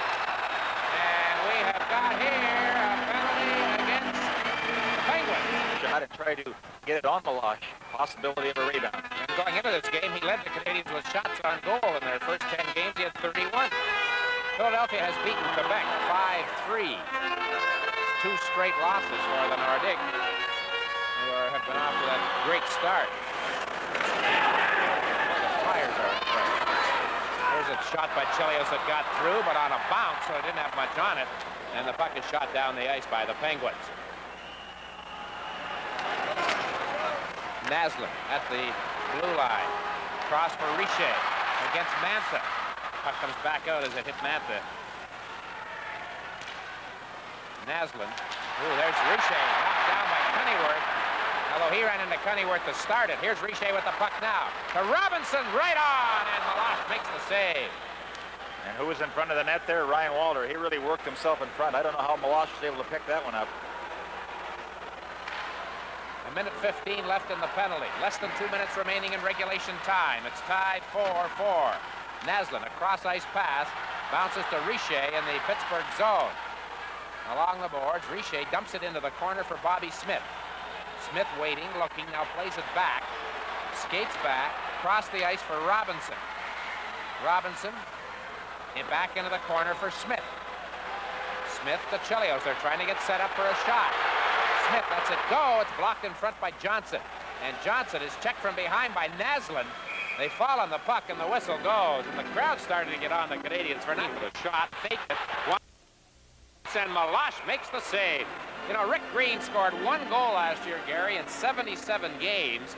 He's been out of action for 3 weeks. He got a goal in the opener in Pittsburgh. He said afterwards, he said, the pressure's on now. He said, I matched my total of last year. And when he was just trying to double his output there. Right.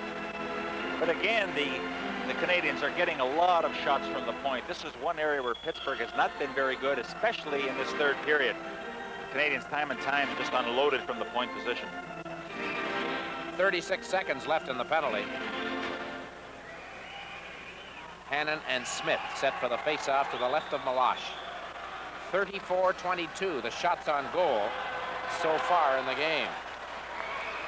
Off the draw, Penguins shoot it down the ice. Canadiens have had 14 shots this period. The Penguins have had 9. Here's a loose puck in the Montreal zone, batted away. Back to the Pittsburgh line, and we're into the final minute of regulation time. It's a 4-4 tie. Canadiens have a power play with 12 seconds left as Momesso can't get the pass. Mantha intercepted it. Good play by Mantha. He was knocked down. Oh, you should see that bench. Barry and all the players are yelling on that one when Mantha went down. Penalty right now is over, so we have 37 seconds left in the third period. Here's Bobby Smith into the corner. Smith stick handling. Sends it back to the side of the net. Lemieux intercepted it. Plays it along the boards. Kept in by Rick Green. Puck gets away from Dahlin. Mantha plays it out to center ice. Svoboda turning away from Lemieux. Now it's Mantha. 14 seconds left. To Frawley with a shot. Ricocheted. Pad saved by Sotart. Puck to the line. Mantha has a chance. Shoots it wide. 6 seconds left. They're behind the net. Lemieux is there, sends it out to the side. This game is going into overtime. Why not? And we have a fight at the buzzer, Frawley and Momesso. For whatever reason, I don't know. I did not see how that began.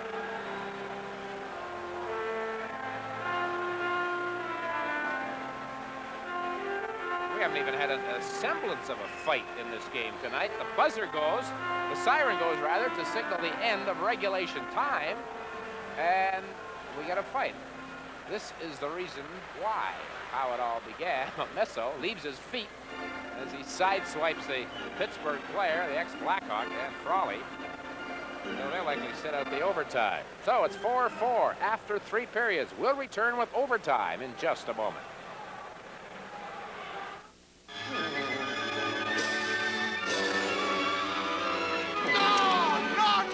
No. I like you should play more like Molson Golden. Smooth, Mike.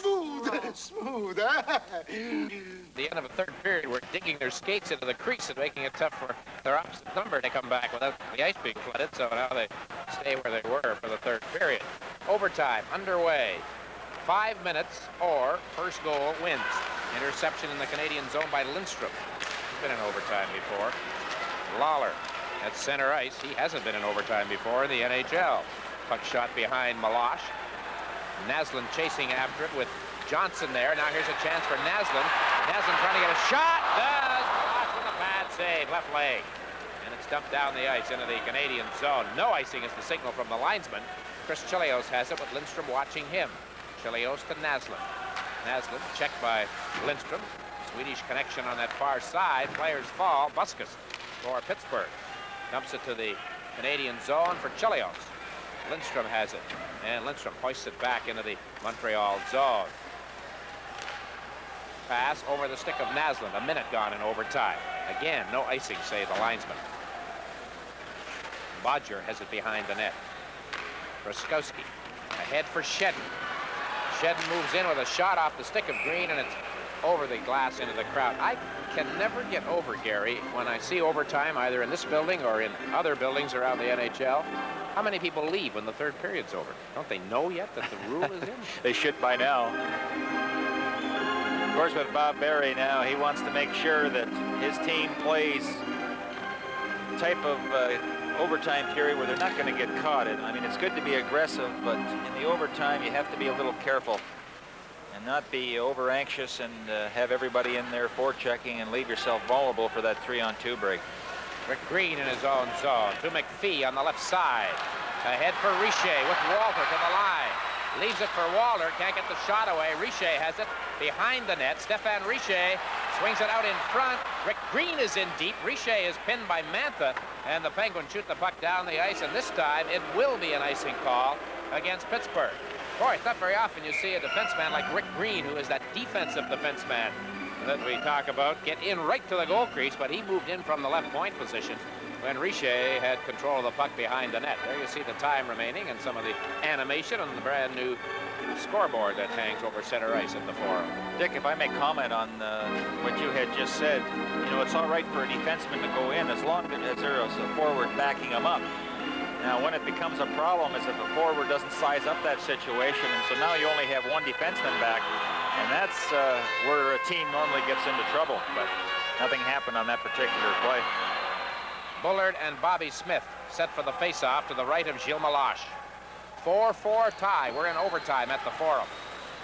Buskus behind his own goal to Bodger, who's back in action after being cut on that play with Chelios. Pennyworth at his own line. Cross for Dave Hannon on the right side. He flips it by Petrus Svoboda. Hannon behind the net. Svoboda hanging tough as they go into the corner. Pennyworth comes up with a loose puck and plays it behind the Montreal net. It's Larry Robinson. Ahead for Bob Gainey. Gainey back to Smith. Smith dumps it past Bodger into the Pittsburgh end of the rink. Bodger is after it. Turns it over to Pennyworth.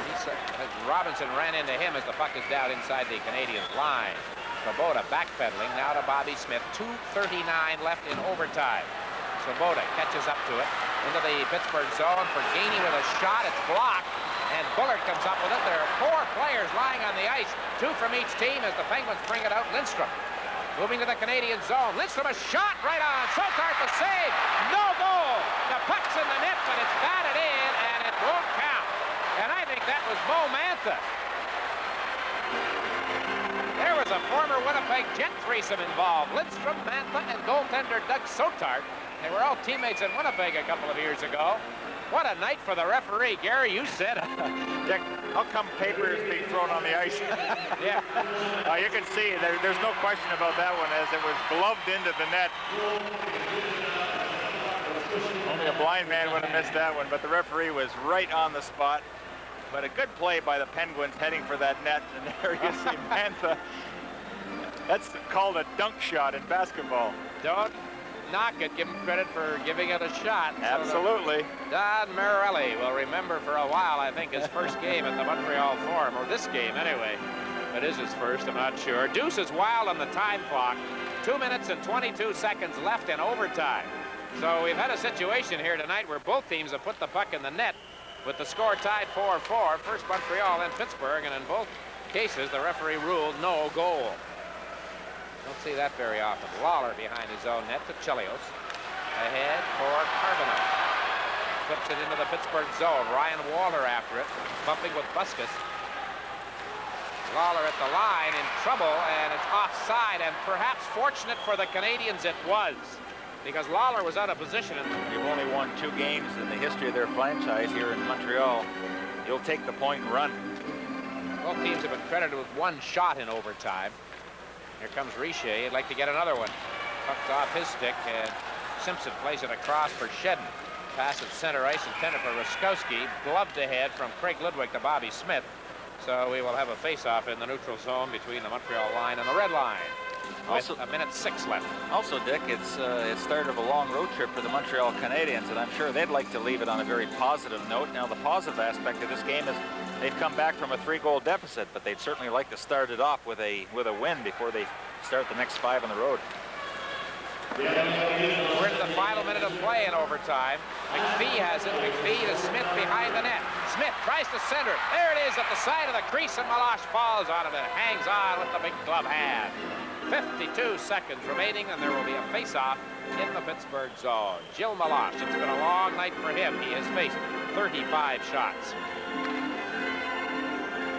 And a lot have come from the point position, because that is an area that the Canadiens have had lots of opportunities and lots of time to unload it.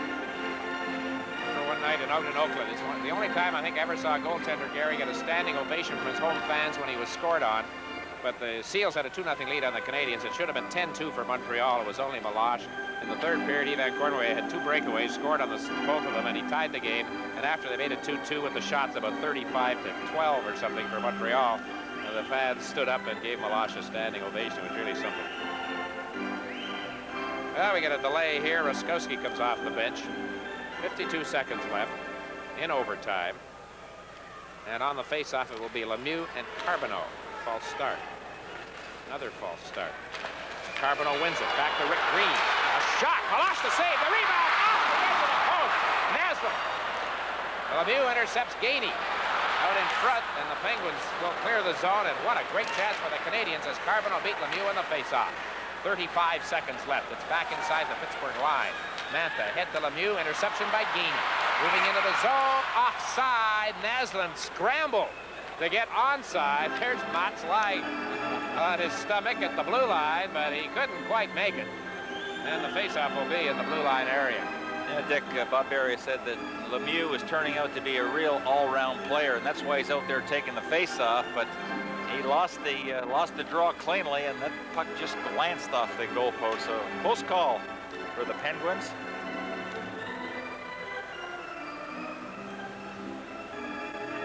.30 seconds left in overtime. We get Johnson going to the bench for a new stick. Gainey leaving the ice. Canadiens have Carbonneau, Richer, and Naslund. Green and Chelios countered for Pittsburgh by Bullard, Honeyworth, and Hannon. And the Penguins control off that faceoff. A long shot. Sotart kicks it into the corner. Chelios is there being pressured by Honeyworth. Chelios still with the puck in the corner in his own zone. Plays it out over the line to center ice. Now it's Rick Green. It'll be drama if anybody wins this one. Just 9 seconds left now.